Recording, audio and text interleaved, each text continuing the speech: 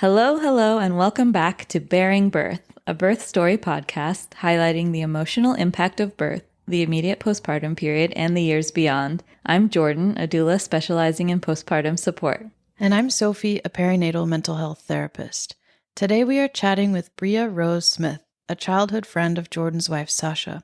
And if you don't already know this, shout out to Sasha, who helps us with a lot of the behind the scenes of this podcast and does our podcast graphic design. Yes, we get so much help from Sasha. We literally could not do this without her. No, we couldn't. Sasha and Brea went to school together, and she's become a really good friend to me as well. Brea is a Reiki practitioner, yoga instructor, and the founder of her own practice, BreaRose Healing, which is based in San Diego.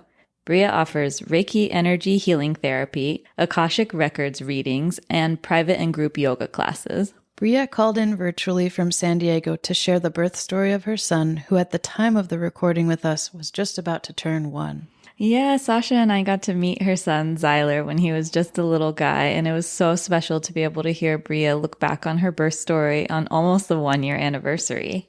Brea is a very thoughtful, direct, honest, intuitive, and spiritual person, which you will hear as she reflects on her journey through motherhood. I really appreciated her feedback for me in this episode regarding making sure to take time that is just for rest or joy and not through the guise of working or supporting other people. Yeah, Brea really teaches us an important lesson that applies even to non-parents, which is the importance of rest and not feeling guilty about getting your basic needs met. She had several little words of wisdom and lessons throughout, one also being the importance of the mother being mothered and nurtured just as much as the new baby. We also have some content warnings to include, and just a quick note about our content warnings. These are here for you as our listeners to decide for yourselves if you would like to listen to any given episode or not. Content warnings for this episode are cholestasis, induction at 37 weeks, epidural not working, feelings of unworthiness and abandonment by medical providers, extreme pain, baby turning blue and not crying, and needing to self-advocate. We hope you enjoy this episode with our friend Brea. And thank you so much, Brea, for your willingness to come on. It was really great to chat with you and have a new friend in you too. Yay, enjoy. A doula and a therapist are sitting down to talk about birth. A doula and a therapist are sitting down to talk about birth. Well, my name is Brea, and what I do in life professionally is I am a yoga instructor, and I also offer energy healing, a couple different types, including Reiki. And I put on events, like I do group yoga events, and I also do group ceremonies. I'm located in San Diego, and my son is going to be 1 on May 4th. Which is like a week Couple away? days away. 2 weeks? No, Yeah, 1 week. yeah. Oh, wow. A little less than a week. That's so exciting. What a great time to share your story. I know. I was thinking the same thing. Oh, How are you feeling about the 1 year post-birth coming up? I mean, it's nice to take a pause and really think about it, because I feel like just like everything, like the moments can feel slow at times, but it feels like time is just toppling forward, like on a little bit of a hamster wheel at times, being a mother with the changes and transitions. And every month has been different and intense in different ways. And I just feel like now at 1, it's so different than a year ago. Mm-hmm. So it's pretty, wild. Yeah, I don't know if you know this, but I have a 1.5-year-old almost. Oh, so everything you're saying is okay. hamster wheel. Yes, yes, yes. It's just going, right? Trying to keep up with all the changes.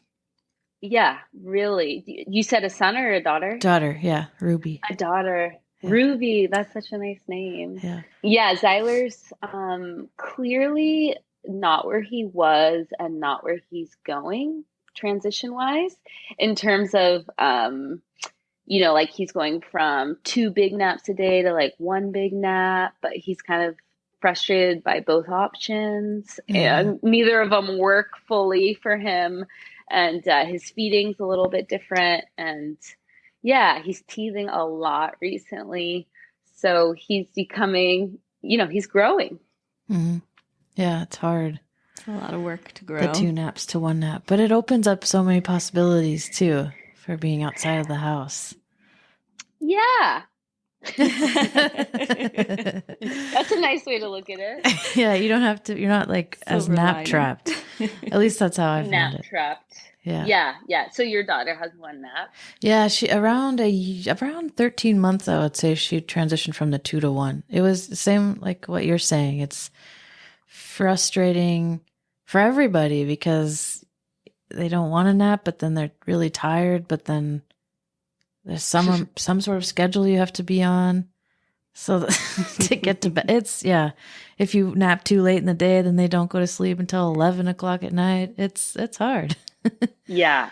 I don't like changing routine.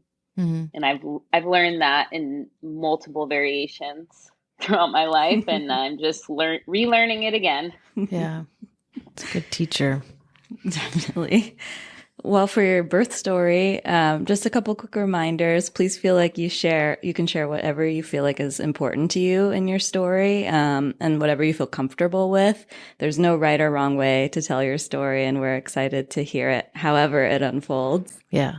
Just go with whatever comes up. Yeah. Oh, man. And if you want to right. start, you can start with what your pregnancy was like leading up to your birth. Mm-hmm. Or even, your fertility journey too, if you want to. I appreciate the guidance. Yeah, let's see. My partner, Aaron, and I decided to kind of let the universe or God decide the timing at one point. And I think it was about 9 months after that I got pregnant, 6 to 9 months. We made the decision kind of based on how we felt as a couple and how I felt intuitively. And I just share that because I noticed and even in myself, I can look back and question at times if it was the right time, which is mostly just being judgmental against myself, I think. But there's certain beliefs and pressures about we should be married and how long have I been dating and all these things. And it's interesting because I've always identified as very non-traditional. And yet sometimes I judge and rate myself based on tradition. So I just noticed that. And so it really was intuitive for me, when to move forward on that journey. And I felt ready, or I thought I felt ready. And I felt ready for that moment. And I actually did read a book throughout the process called Spiritual Fertility because in terms of trusting, as the months went by, I didn't know if it was going to be a really long journey or a shorter journey. And I personally always like finding meaning in everything. And so I was learning a lot about myself through the process, obviously. Yeah. And then the day that I found out I was pregnant, it was very hard to believe. We were at an event for my partner's mother has a nonprofit, and it was her big event of the year. And I was sitting next to my own mother, and I was saying that my boobs were really sore and I was a little bit late. But for some reason, I've heard these stories of when you find out you're pregnant, and there's been always a part of me that's it's not going to happen like that for me. I don't know why, but that's literally what happened. I was these two signs. And I told Aaron and my partner, and he was like, yeah, I don't think so. But he's also really kind of, his belief system is don't hope for less and then you'll enjoy more. And mine is kind of the opposite. And so we went to Rite Aid and got a pregnancy test, and I took it, and I had taken so many pregnancy tests before then because my hormones were a little off, and I had felt so much disappointment. And so that moment was I guess a little bit out of body because it's not really something you can't predict how it's actually going to feel when you see it. I always thought I knew how it was going to feel and was excited for that feeling. And then the feeling was way different.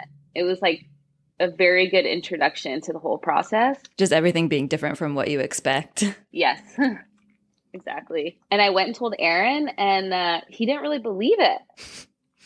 He didn't really believe it. Like he was like, oh, that's great. But he's like, I just don't want to get too excited. And I was like, don't add fear to this already. And then I told my mom, and she kind of had the same reaction. Like, it was interesting. I was like screaming, jumping for joy, like full celebration. And my two closest family members were kind of like wonderful and like, let's wait and see, kind of. And I was like, wow, I feel like for women, and even just talking about it, because some women get pregnant and then they lose the baby, but they got pregnant. Mm-hmm. They did get pregnant and they had that experience. And I think it's so important to celebrate and appreciate and then honor and grieve if you have to, the whole thing, instead of like, well, it's not really yet. I was like, no, I'm fucking pregnant right now. It's true. Yeah. And it's like the start of ignoring the mothers or the person carrying the baby, the intuition. Like you need all these tests or like somebody else to tell you that you're pregnant and then you find yourself like questioning how you feel right away. Yep. Thank you. Yeah, I appreciate that. And it's like, it kind of makes you feel a little alone from the get-go, But I also don't blame them. Like, it was their own survival mechanism. But there was a little bit of disappointment. And I don't know if you've also felt this in your motherhood journey, or Jordan in your life, but even like all the firsts with my son, there's always been like, in addition to like enjoyment or excitement, if there was any, there's always been like grieving at the same time, which has been really hard for me to accept. everything. Yeah. I'm like, Christmas sucks as a mom. Yeah. I'm like, I'm not a kid anymore. I have to take care of my kid. Yeah. Yeah, I feel like your life has transitioned so much. So it's like each step of the way, you realize what you have to grieve from your old life along the way. Yeah. Yeah. I would say with every first, it's, wow, this is so exciting that you're doing this. And I'm so proud of you. And also, you'll never have a first like this again in the same way. And it's just this, I think I was watching an Instagram video of you from your profile recently when you were saying be here now, or that the moment is now. Yeah, the now is all of that, the grieving, the excitement. It's a real trip, emotional trip. Yeah. Everything I like preach or teach is stuff I have to practice constantly.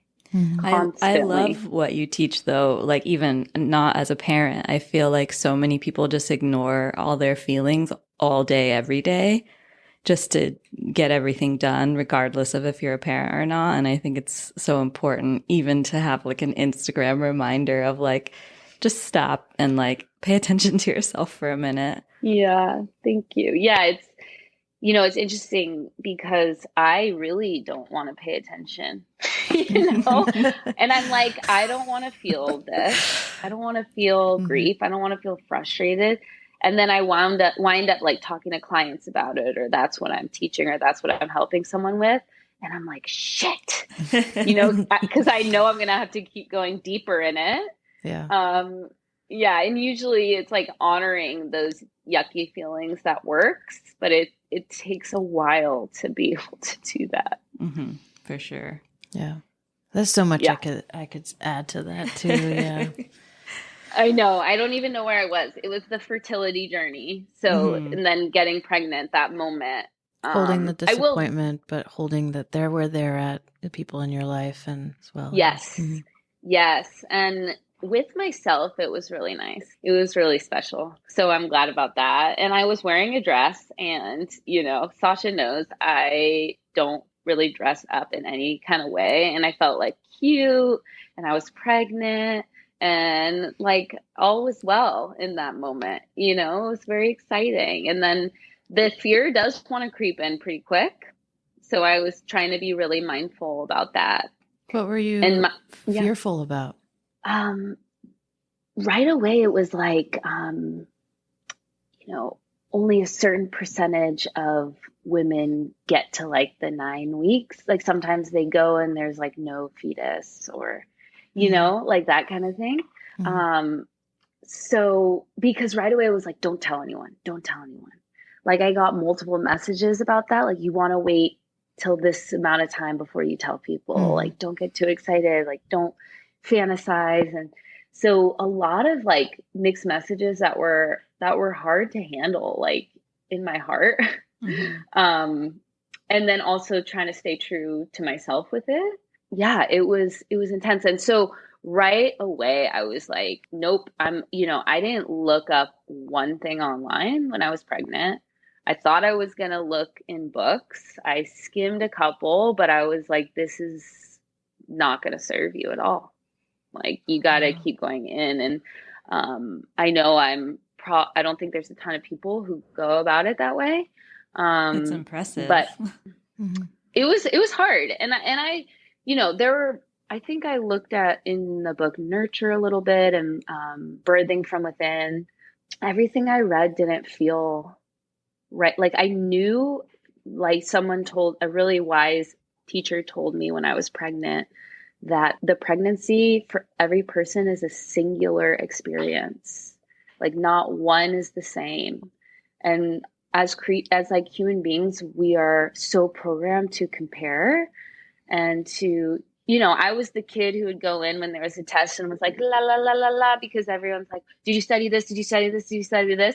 And it's like, I don't want to hear anyone's feedback, anyone's process, what their experience is. Like, I need to stay in my own. That's just always kind of been something for me. So, I just didn't want any outside influence. How did you know to do that in the moment? It sounds like you have experience looking within. As somebody who looks outward to try to control things or self-soothe, how do you, Sasha said, or Jordan said that you grew up with parents as therapists. Does it come from there at all? Looking within, following your intuition? Honestly, no. Love them to death, but I wouldn't say it comes from having parents as therapists. I naturally also look outward for safety, for affirmation, for approval. I think it was a lot of experience of that not working for me. I will say the support and love of my parents, like to be who I am, like help me in that. You always don't want to do kind of what your parents tell you to do. My parents did always have this view, like, don't worry about what anyone thinks, like, let's connect to like what you need kind of deal. And so I think they gave me some permission with that, in terms of like colleges and things like that. It was always like, it's okay to do something different. So that was very helpful. But intuition wise, I think it's a really good question. I think it started as a child. I've always been very sensitive. So having my own inner world with myself, and then the outside world, and feeling, I don't know, unsafe with the outside world, and noticing how much of it was like wrong and untrue. And then in time, suffering a lot. And I, went into recovery from alcohol and drugs because I was using that too much to numb the pain of not being connected to myself and from seeing the world as a scary and fearful place. And I just couldn't tolerate it. And so then through sobriety, I was forced even more. And I went into therapy to look within and learning more about myself, and then yoga teacher training. And then it just kind of continued from there. So just a lot of practice. Yeah. Yeah, that's really powerful. All of those forces. Yeah. And powerful. Very, very powerful. Trust yourself and look within and shut everything out. Or practice that for your whole life. Because I feel like it takes a whole life of practice. For sure. And I will say I talked to my mom and I got some information from her, and people would just say things to me, which I'm sure you experience too. You don't ask for information, but people just tell you when you have a belly. And my cousin was pregnant. She was like 6 months ahead of me. So I heard from her, and I had a friend as well. So it wasn't like, I wasn't like, I'm fully going within. Mm-hmm. I was talking to people. I just wasn't researching stuff online or really reading a book. Yeah. I mean, we talk on this podcast sometimes about how having too much information can really make things harder in birth, like knowing too much and like sort of clocking like 100 different things in which direction they're going compared to how you expect them to go. And I feel like that can, I mean, for some people it can be really helpful, but for some people it can be a disservice to their experience. So I think it makes a lot of sense to not overconsume information. Yeah. Yeah. And it was interesting because I had trained to be a doula like a year prior.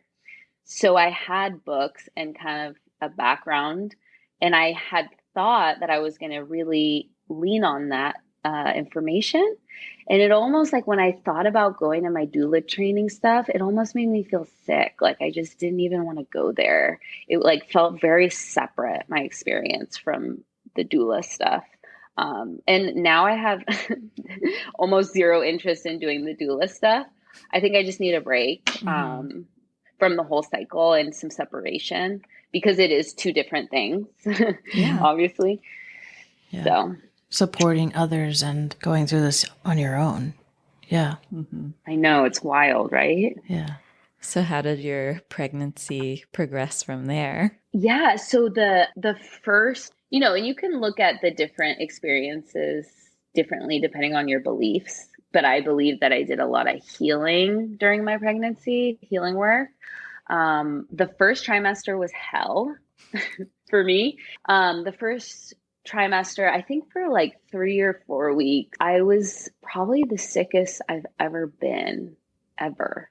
And I don't say that to scare anyone. I just realized people are going to be listening because, again, every experience is different.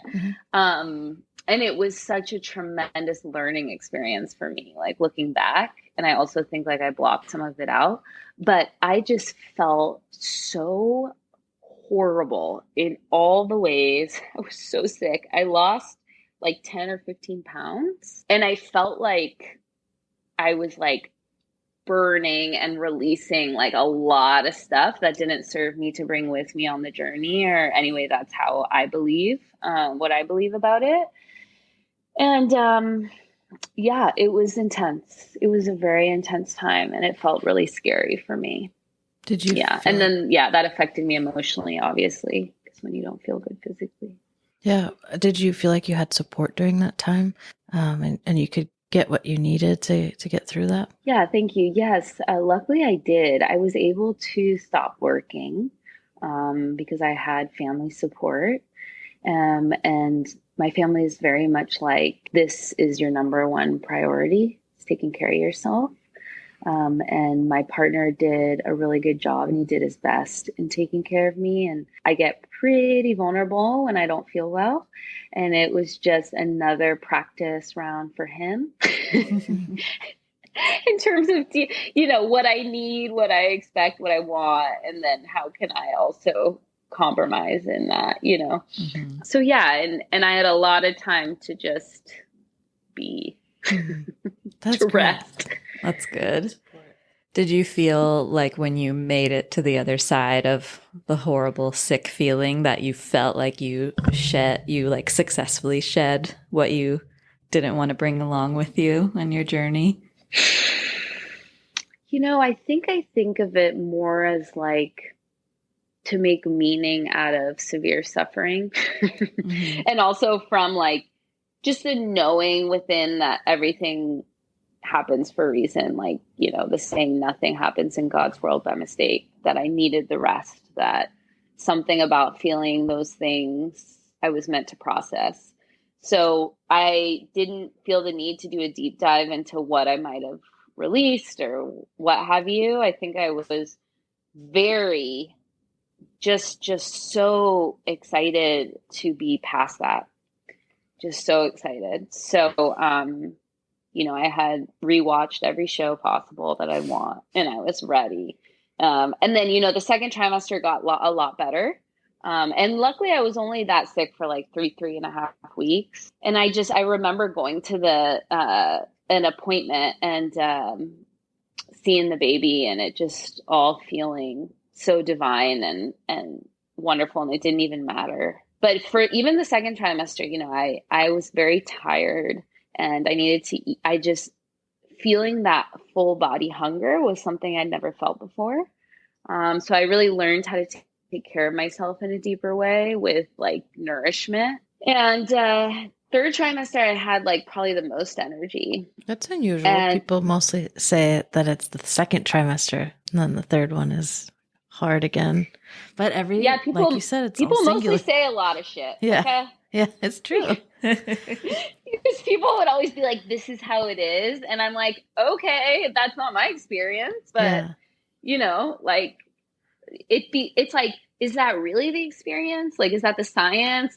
Like, what even is the science? Or is it just like a game of telephone? Yeah. She said it's this. I'm sure there's some truth to it. But yeah, I had the most energy in my third trimester. Mm-hmm. I really enjoyed feeling the comfort of like, I just like, especially looking back, Aaron, my partner, we're going to go to dinner and I'm going to eat so much. I'm so hungry. And then I'm going to get a good sleep. And like, it was like, being in a cave during winter felt like, it kind of comforted my inner child. And I love, like, look, I'm like, I would love to go back there and just, but then I would have a baby still. I think it was the whole, like, not having to mother. That was also nice. I could go to bed whenever, sleep as long as I wanted. And that was, you just never know how good that is until it's gone. Yep. It's like this permission to do those things, to take care of yourself because there's another human in you. Yeah. Yep. With our last guest, we were just talking about how, like, I was saying that I wish that more people could access that permission, not having to be pregnant to access that, to take care of yourself, to do what feels good in your body and rest. Yeah, mostly rest. Watch Nobody a bunch rests. of TV shows until 2 a.m. without the feeling of like, I'm not being productive, or the guilt. I'm so lazy, right? All the guilt. Can you do that, Jordan? I mean, technically, yeah, but the guilt is so real, like the productivity. You feel it too? Oh my gosh. Yeah. Pressure of productivity, I feel like affects me every day. Like, I work a lot of nights, so technically I should not work at all during the day and do whatever I want, but there's still guilt. Yeah. I will say too, just to note for people who are listening, with that feeling of like, oh yay, I get to take care of myself. And even with what I do for a living and what I preach, okay, I experienced guilt and pressure on a daily basis. I just want to throw it out there. I would teach one yoga class because that's all I could do. I would even exercise, and I'd come home and be like, obviously I know I need a rest, but in addition to the rest, what other thing do I need to take care of? And it almost felt unsafe to let it go, to really let it go. And it was frustrating. I felt, I didn't grocery shop. I didn't do this. And I knew, I was like, girl, you got to practice, because when this baby comes, it's going to ramp up even more, Are you experiencing that still as a mother too? Yeah, every day. It's this anxiety that's just in the background constantly, where when she's asleep and I've left the room, it starts and it's like, okay, what do I do now? I have a whole list of things. Even if I have nothing that I actually have to do, my mind tries to create things that I need to do, and it drives me nuts. Because you have that specified time where you have yourself away from your child, and it'll run out, and then I'll be back to locked into what her needs are. So I'm really trying to, that time is my time to do whatever I want and to try not to feel guilty about it. But it took a whole year and then this big trip together as a family to learn that. Yeah, that was really impactful. Yeah. Yeah.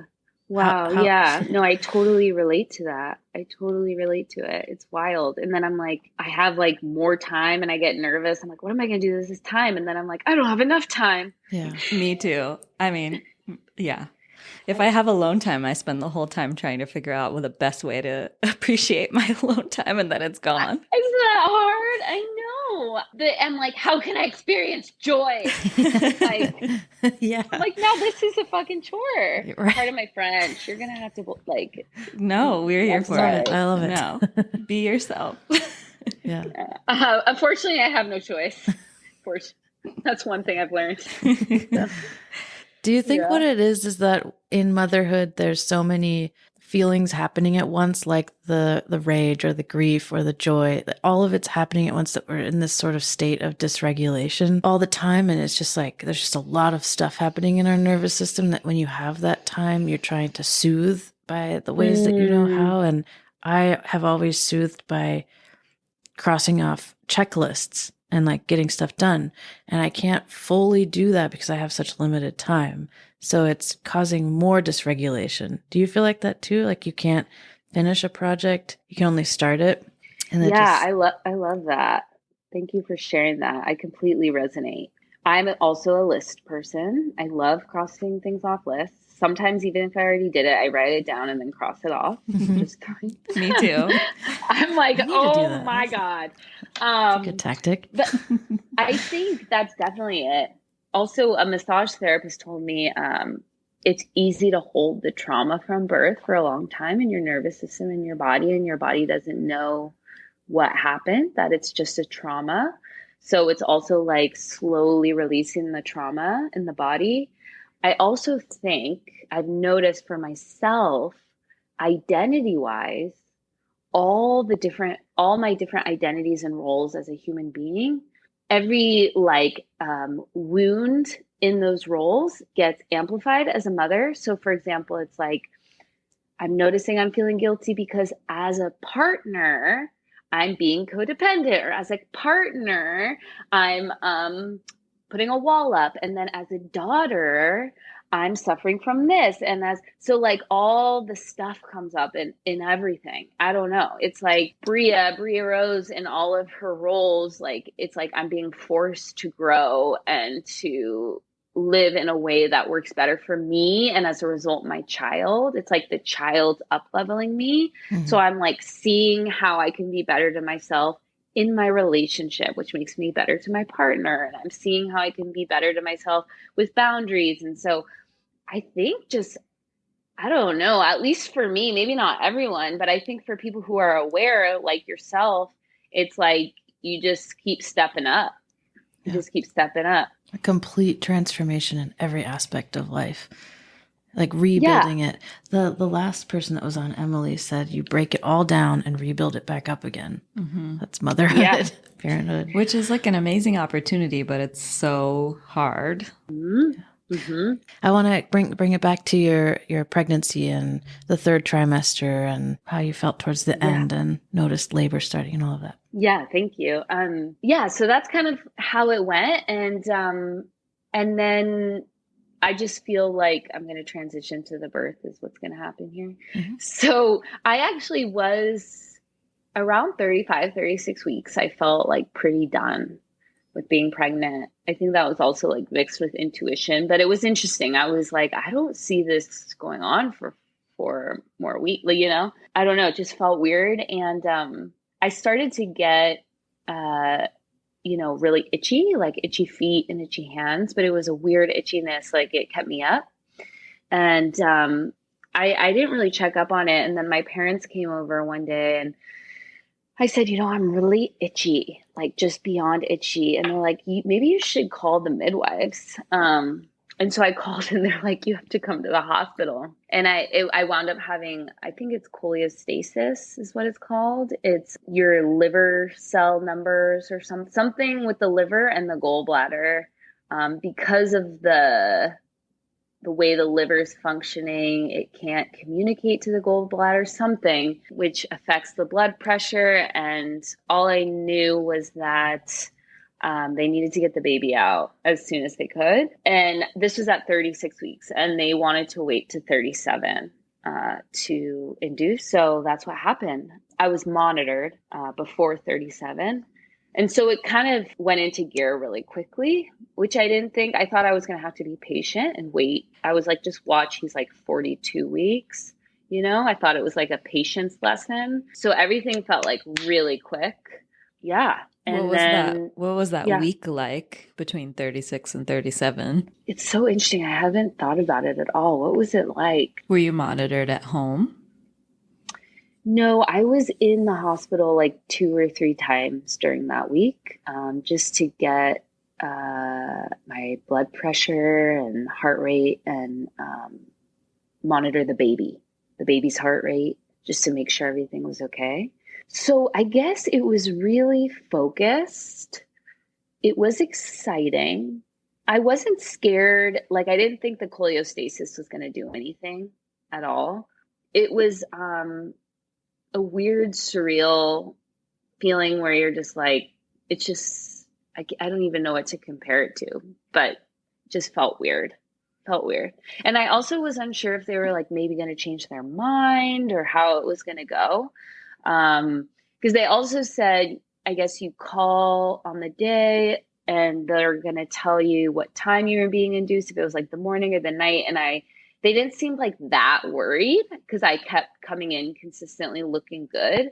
So I was like, oh, I wonder if they'll say like, let's push it to 38 just to let the baby grow. So I was a little unsure about what was going to happen. And then I remember one midwife was like, no, you need to get the baby out as soon as possible because there's a big possibility of stillbirth if you wait too long. And then another midwife on that day was like, I just want you to know, like, I'm looking at your chart, and if you wanted to wait another day or two, like if that made you feel better, we could. So I was feeling a little like, what the hell? What a huge spectrum and mixed messages. Yeah. And I was like, let's just do it.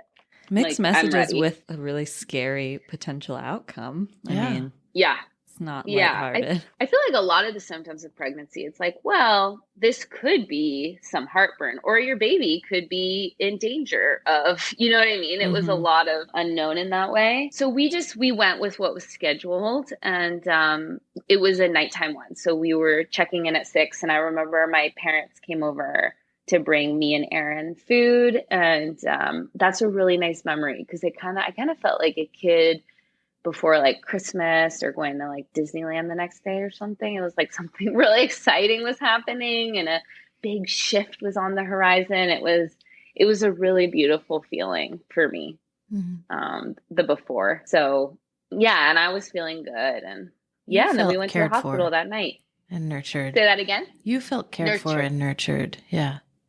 Exactly. Yeah, I felt loved. Everyone was excited and supportive. It was a good moment.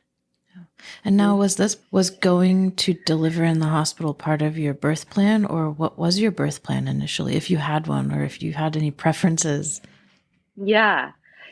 I feel like luckily I didn't have, I know some people have a certain vision and dream. Mine felt much more vague. Ultimately, when I was younger and imagined myself being pregnant, I imagined like me as like a beautiful hippie goddess, like sitting on the earth and like, I'm like naked with my belly, and it didn't feel like that at all. I will just say that. And so I was already, that was my whole pregnancy though. I was like, oh, this isn't what I thought it was. And so for the birth, I mean, part of me was like, I would love to be that person that's like, I'm going to do this naturally, and I so respect and honor people who that's what they want to do and that's what they do. And I was like, if it works to do it naturally, because I was at UCSD working with the midwives. So it was 2 options. One was they had a birth center on one floor of the hospital where it was all natural.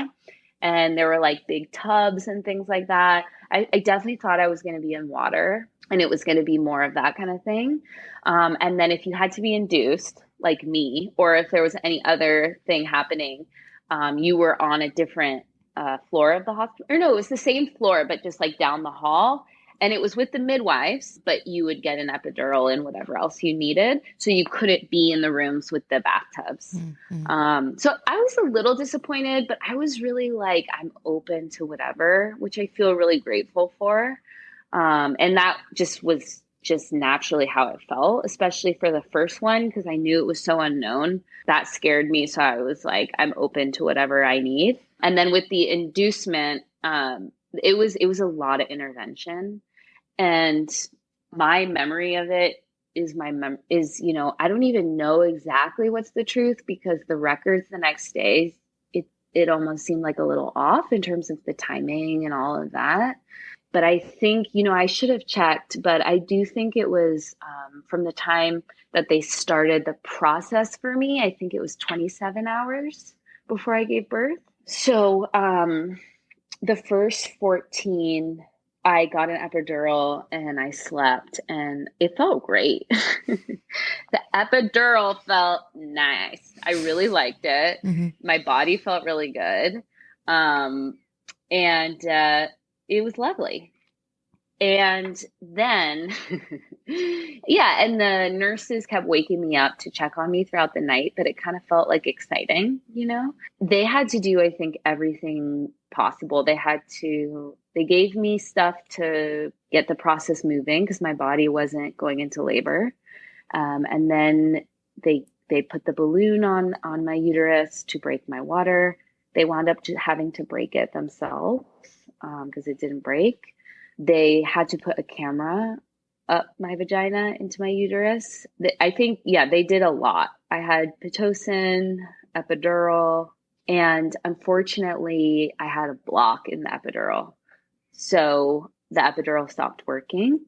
I think this was at I don't know exactly, but I think it was probably like 17 hours in 18 hours. It was during the day, in the earlier part of the day.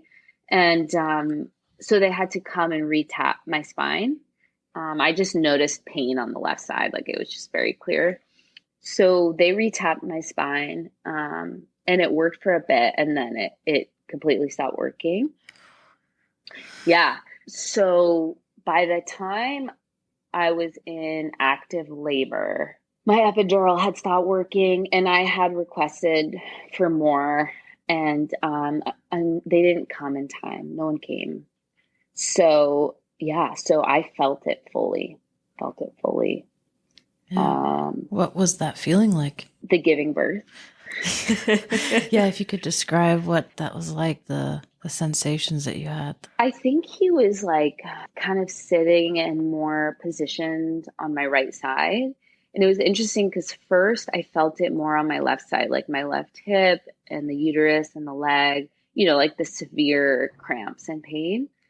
And then when it started to wear off fully, and it was hard because it was like scary and I still, I think, hold some anger and I was feeling like resentful, which I don't like feeling resentful because I was in active labor. However, it was like in the beginning of the process and I was very verbal, like I can feel this and I need help. And I didn't feel like I was getting the help that I needed. It felt horrible. Like I asked the nurse like multiple times. I kept like yelling for help, asking for help. And at first the midwife was there and was like, I was pushing. And at that point, I was just feeling like bad pressure. The epidural didn't wear off completely yet. So it was painful. It's very painful, but I was like, okay, I can do this, And she's like, you're so strong. And I was like, it's the yoga. And everything felt like it was going well. And then she left because she said, let's wait so you can get the epidural. And because of the hospital rules, so it was like, I think it was like 11:30 at that point. And she's like, we're going to get you more epidural. Like we have a little bit of time. And if you want to wait till after midnight, you could stay an extra day because you only had a certain amount of time after the birth at the hospital. So we wanted to wait till the next day so we could have an extra day. And so she gave me the choice. She's like, do you want to do it now or do you want to wait? And I was like, let's get the epidural. Right. And so she went and went to another mother was giving birth. And I did feel she was wonderful. And I still have mixed feelings about this. It was presented to me like a mother who, I delivered her first child, is here with her second. She's about to give birth. Like, I can go deliver that baby, kind of like she needs me now. And we can wait and you can get epidural, or, it was like an option, but it wasn't an option. It was very hazy to me. And so I was like, kind of like, go take care of the mother too, and I will get an epidural. And they never came. The anesthesiologist never came. And when the midwife came back at like midnight, and so that chunk of 20, 30 minutes, I don't know if I'm getting the time right, but I think it's about that, was hell for me, because the pain was full. I mean, I can't even describe it. Like I said, like, I think I'm going to die. I was like, am I dying?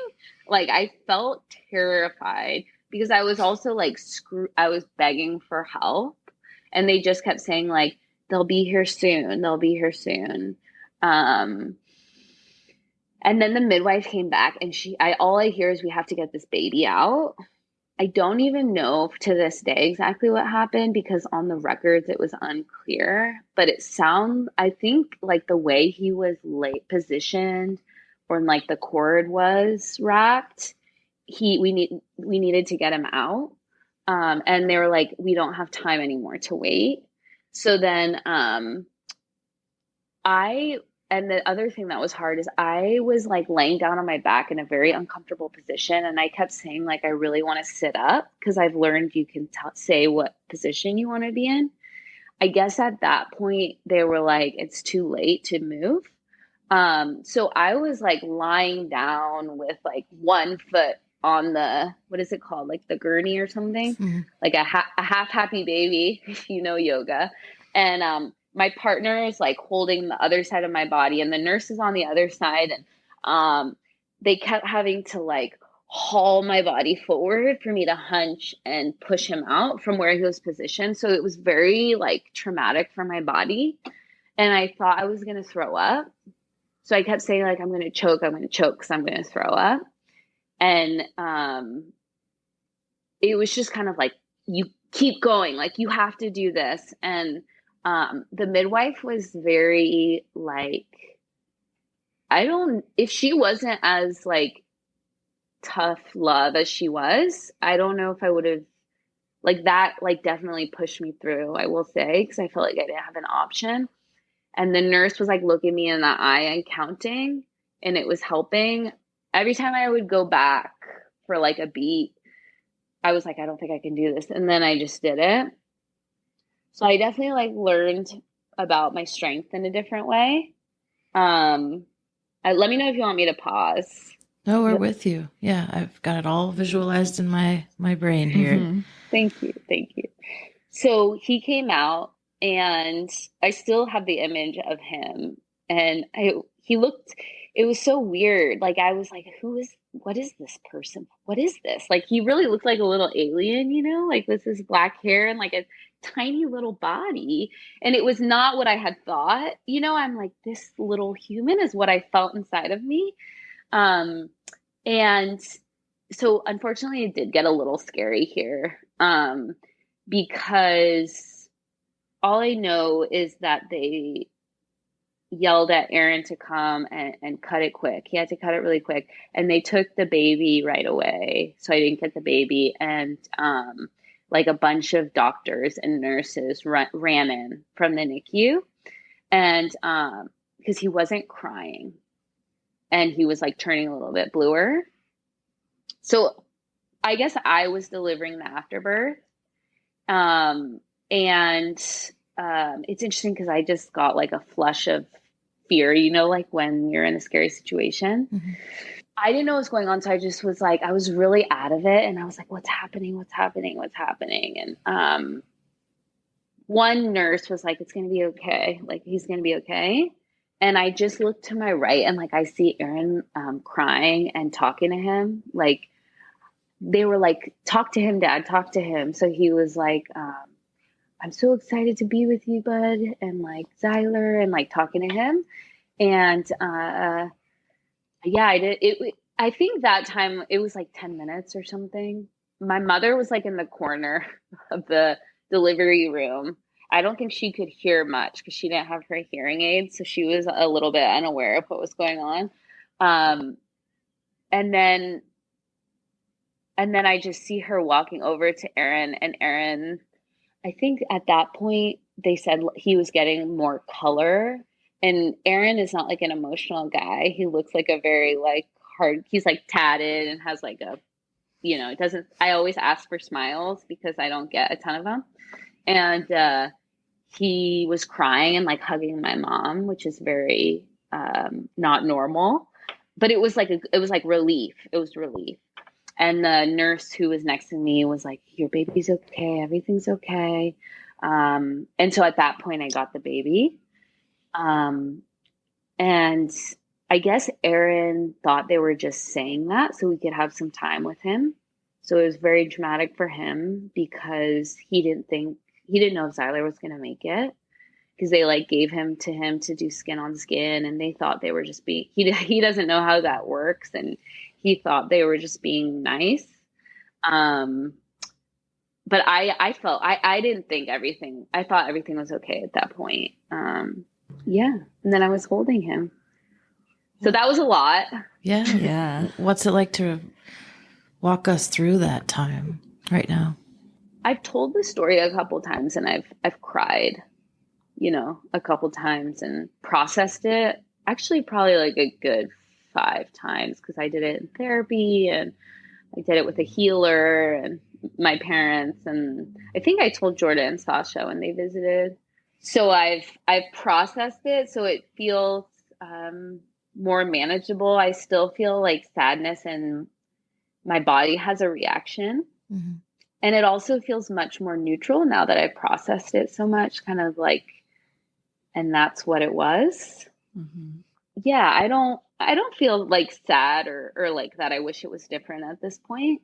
I do still feel some sadness, and I think some confusion about what exactly happened, but I don't think that matters. I think the midwife wanted the best for the baby, and that's okay. The not feeling heard and feeling like I had no control or like no say felt traumatic.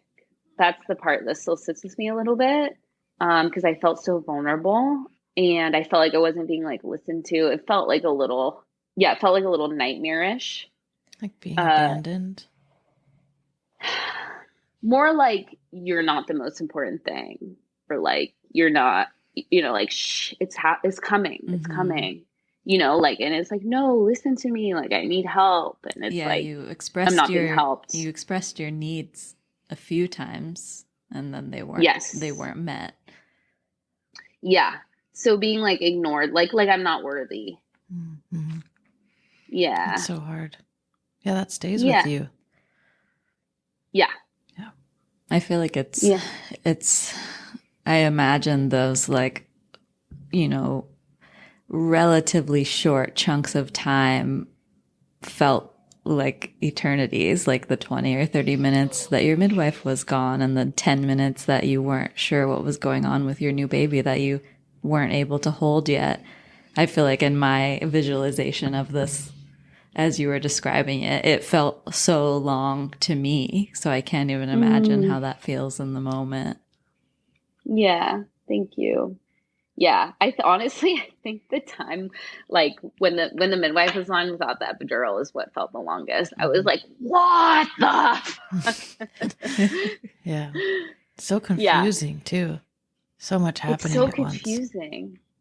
Did they especially in the hospital. Yeah. Did they explain to you what was going on with Zyler, like after they gave him to you, or during, or at all? I vaguely remember someone pointing to a screen and saying a few things. I have no recollection. It's a lot all at once. Recollection. Yeah. Yeah. They were also, sometimes when they're like doing their job, it's like there doesn't seem time for explaining in those situations. Mm. And I remember the midwife the next day kind of talking to me about it. I don't remember. Yeah, and by that point, it's like different people on the shift, so they weren't even there to explain.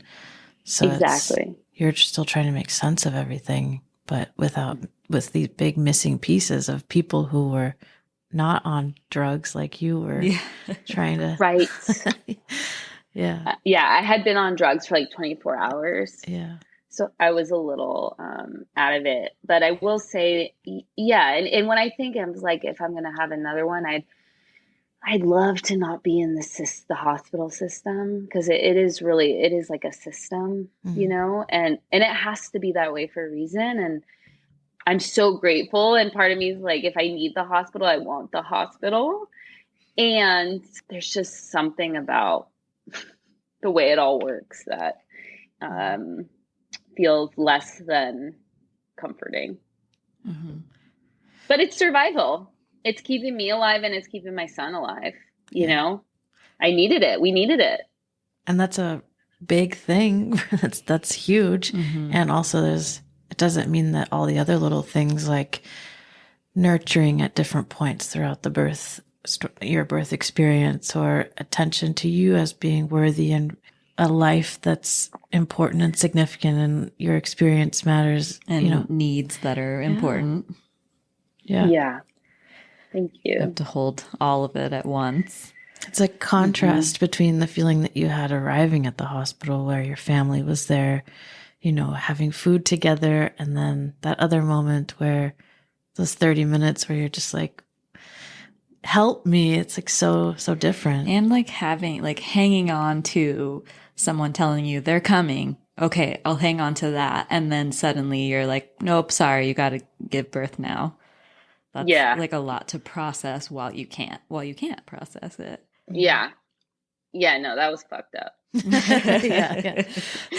So what was it like holding Zyler on you and getting to... Holding him, I thought he was going to be bigger, which now that he is around, I understand why. His energy is very, he holds space for sure. It was beautiful. I also, it wasn't like the me sitting here seeing him. It was the me who had gone through all that seeing him. So I was still a little like, but I was very aware. I was like, okay, baby here. Like, it was more like an animal kind of like transition, like the now the different feeling that he's out of my body is like, okay, now this is what I'm in charge of. This is what's important, like holding him to me, like next step is take me and my baby wherever we need to go. But like, I just need to be close to this creature right now. It felt more like primal than even like emotional at that point, which is different for me, being very emotional. And then I will say that the next couple of days in the hospital, like the next 24 hours, there was like definitely some euphoria there for me. So it was a nice change from what I had experienced. I wasn't really sleeping. You weren't? Euphoria, but I felt like the veil between like, the seen and the unseen was much thinner. And I saw like my loved ones who had passed and just felt like a celebration in the ethers. And I felt really just good, even though I was torn up physically. I felt really good. And I was excited to like wake up and feed him. And I was like, ooh, we get breakfast in a few hours and then they're going to bring us lunch. And it was like this interesting cocoon for Aaron, Zyler, and myself that felt comfy and safe and like a pause on everything. And I enjoyed that part. Yeah. That sounds really healing. Yes. And it was very healing. There's those themes of nurturing too, where people are taking care of all three of you together. And you two are starting something new, all three. The 2 goes to 3. Yeah. Sometimes I'm like, I wish we could go back and do that for like a weekend. Well, it's another example of like having to block out all the noise of life because you have one thing to focus on, similar to getting through being sick in the first trimester. Like, you don't really have a choice. You just have to make your world smaller. Mm-hmm. Yes, I like that, I guess. That's something that feels good without pressure. And it's so obvious that that's what you need to tend to. Mm-hmm. Yeah.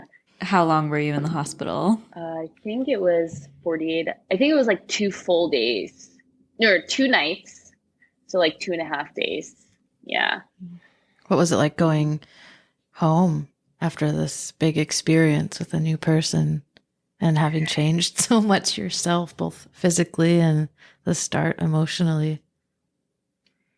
It was hard for us. Zyler was like crying like we had never heard when we put him in the car seat. It was kind of like going out into the big, loud world after being in this safe cocoon together.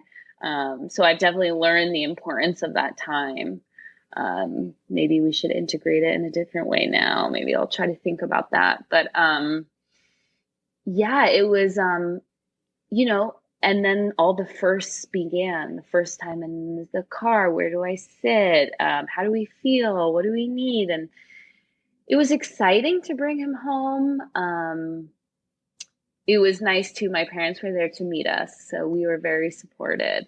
And the first, couple weeks, it did have a nice pattern where it's like, again, it was more survival. It was like, okay, now I need to eat because I have to eat because I'm breastfeeding. And then he's feeding, and then he's eating. So I knew what was happening. So that was nice. It's clear that it naturally progresses in the best way for survival for all parties. Like the baby sleeps a lot usually. So then you have time to just sit or sleep or watch TV or eat, right? Sometimes I'm like, I miss the days when he was just like in the swaddle on the couch next to us, and we were like zoning out in front of the TV while he slept, Mm-hmm. And the only thing was like, what do you want for dinner? Mm-hmm. And then, so that was good for like a week or two. And then I went a little crazy because of the lack of sleep, and we had to change things to support me. And it just continues from there. Mm-hmm. What was it like to advocate for yourself for what you needed? Or how did that go after those 2 weeks? It was very hard. Very, very hard. I've learned over the years that kind of like my survival role has always been making sure everyone's okay and happy and finding like control through that, as opposed to making sure I'm okay. And I've learned in my adult years how to make sure I'm okay. And I got so far before my child was here and I was in a serious relationship, and then really needing to put myself first. Aaron and I got in a couple arguments, a lot of it because of my hormones and the hormone irregulation and the lack of sleep. I was a little bit volatile, I'm just being honest. And that was really hard to face for myself. Yeah. It was rage scary inside. Yeah. And lack of sleep makes you do things you wouldn't normally do. Yes. Mm-hmm. So it was like more like hitting a bottom emotionally, and it was a desperation. It was the only way to go, was because before I was doing all the feedings. And so at that point, because of the need for sleep, for my survival, I was pumping, and then we incorporated that Aaron does one of the feeds in the middle of the night so I can get 4 hours in a row or whatever it was. Mm-hmm. And that was a complete game changer. As I get older, I notice, and I hope to continue to not have to suffer so much before I make the dramatic stand for myself, right? So I feel like I did suffer more than I would have liked to before my needs were met, because I felt scared, unsafe, unsure what was right. also the lack of sleep. So, so it was hard. It was painful. It was painful. I'm grateful I did it. Yeah, that's such a powerful statement. I'm going to try to choose not to suffer so much before I stand up for myself. Mm-hmm. And you're in good company here. We both people resonate pleasers with that. Yeah. or not wanting to make people wait or burden others because we need sleep. Or I know, like right? a basic necessity. It's another lifelong practice for all of us. Why? Yes, and now I'm practicing being okay with being honest. Like, no, I need to like go to a yoga class, and that's the only reason that I'm not going to be here. Mm-hmm. And it's fully for me, Mm-hmm. and like all of that stuff. Mm-hmm. Yeah, it's wild how it pushes you to do that. But I also see mothers who don't. I think they have a greater tolerance for pain and suffering than I currently do. And that does not work well. Well, you have to take care of yourself to show up fully as a parent. Right. Or to show up, at the recommended 70%. Yeah. Regulated. You have to take care of yourself. Like coming to do this, I'm going to go back home and be a way better partner, parent, because you fill up your cup. Mm-hmm. I imagine going to the yoga class is similar. Just being with yourself for a moment. Nobody's sucking on you or like touching you. Or you're just by yourself. I will say, just to like add another layer, that even you showing up to the podcast, even though you're like, I enjoy it, and I understand that and I believe that, you're playing the role of supporting me, and it's kind of professional. It is. So, I would say on the same note, someone like you would also deserve and need and are worthy of even more time to do just what you want. Yeah. Because I hear that all the time too. Like people will be like, oh no, I'm teaching this yoga class. It's just like my me time. It's fun. And I'm like, okay, but there's part of you on some level that knows that you're also working. Sorry, but you're still working. That's true. You're 100% spot on. Yeah. You need more time. It's the guilt-free way to get this time. Yeah. I was thinking about that today, actually, with you coming over, but there's still guilt. And it's great that you have like the space to be able to come over and do this with us. But I feel like I want you to be able to do the same thing, but like just go sit with friends or like. Yeah. Go. This is have coffee by yourself. A thing. This is a thing. It's hard to face. It's hard to face because there are a lot of days where you can't. Like today, the truth is like you probably can't because you have to go home and be a mom, right? Yeah. So then I think there's like this slight like energy of anger that we carry. Yeah. So it's almost easier to be like, I get to do a podcast once a week and that fills me. You know what I mean? Yeah, and then you're like, right. I actually want to fucking ditch out for a few hours and then go back. Yep. Right? Yep. And so, you're right. You're right. And really advocating regardless what anyone thinks, that's like a superhuman act. Mm-hmm. Like I understand like why women don't show up fully at times, Mm-hmm. you know? Yeah, it's so hard. You give everything.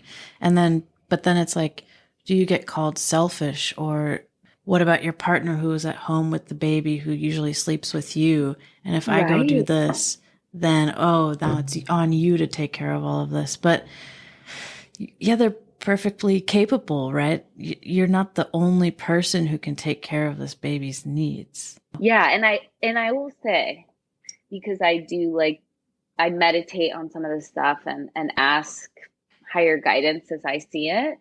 And I always get, when the mother goes, I'm not talking like even 24 hours. I'm talking like 6 to 8 hours, let's say, like today. I'm away from my baby and Aaron for 6 hours. And I felt nervous about it. I felt bad. It was hard for me, but I knew I needed to do it. It was in the highest and greatest good of all involved to let Aaron be the dad for 6 hours to let them bond. You know, so doing what's best for us ultimately is what is best for everyone. It's just those tricky thoughts and beliefs that really stand in our way and need to be looked at and like loved and felt and all that stuff. So it's really a process.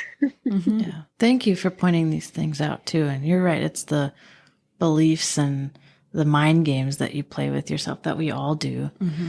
Yeah. It's also part of the transformation, right? How you really show up for yourself and take care of yourself and change. Yeah. We're not taught that the most important person is us. We're taught that that's bad. Like that's selfish. Right. I have those thoughts all the time. But the truth is everything starts within us. That's how we're going to change the world. And we can say that, I could say that a million freaking times. But if we don't take the small steps to practice it, like even the small steps, like me doing 6.5 hours or 7 hours or God forbid 8 hours, you know, just to practice, that's how you make the change, is like those small little steps. And people respect you too, then they follow the boundaries of what you set up for yourself. Like if you choose to do that, then people follow that. And people won't know until you advocate for what you need, or if you try that on your own. And also, if other people outside of your bubble see that they can have permission to take care of themselves too, because it's just like this quiet game we're all playing. I know. It really is. It's like, you know, a world going on underneath it all. Yeah. And I'm grateful because I can sit here and say these things because of the people who have said them before me. They gave me the idea that it's possible. Oh, I'm worthy of that. I could go away for a night alone. I'm allowed that at some point, you know, like, oh yeah, that's true.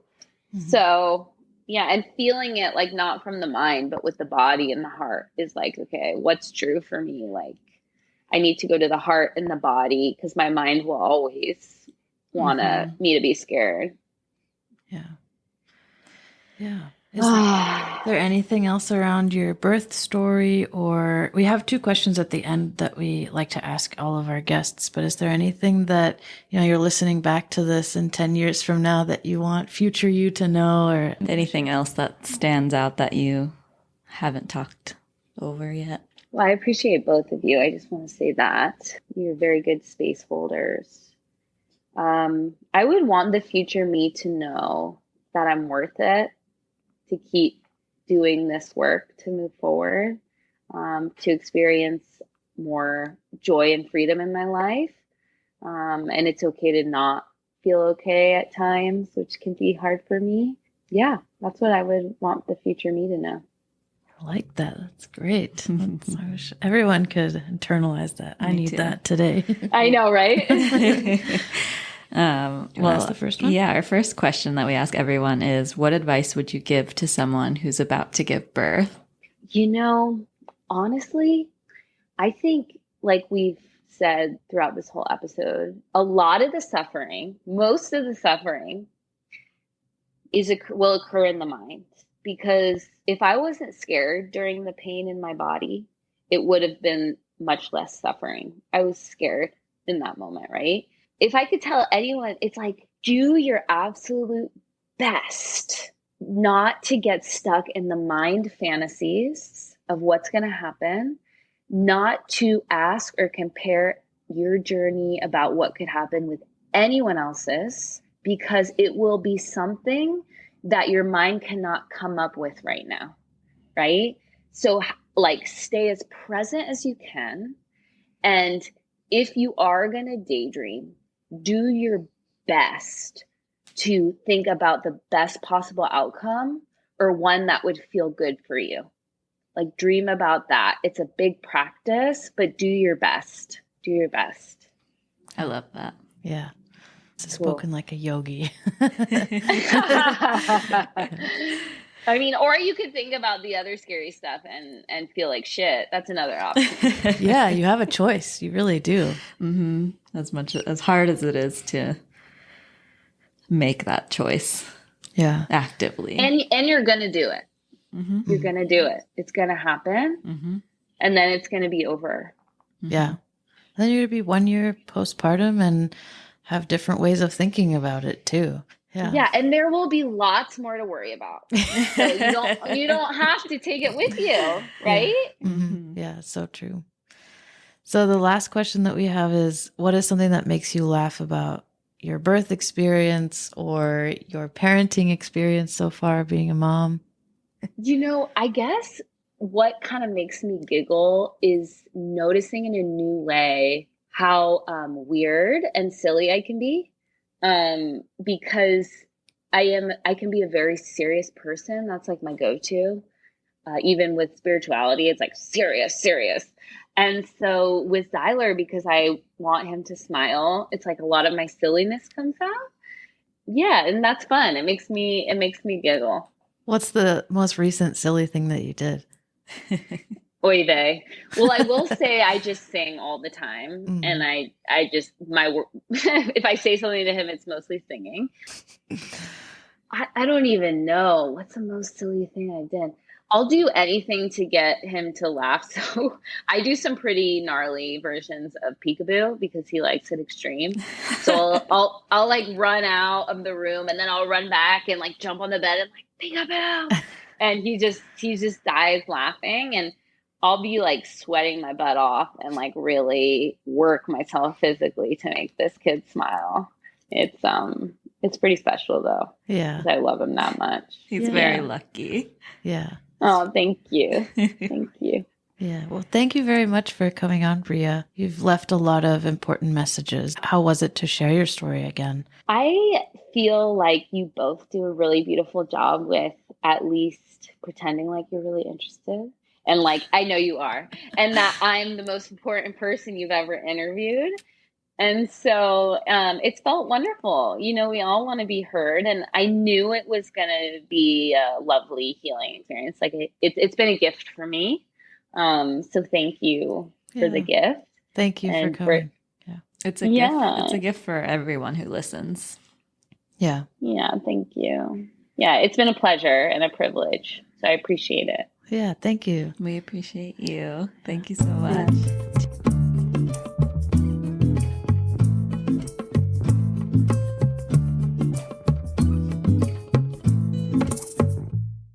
Bearing Birth is available on all major podcast streaming services. We invite you to subscribe as well as follow us on Instagram at Bearing Birth Podcast.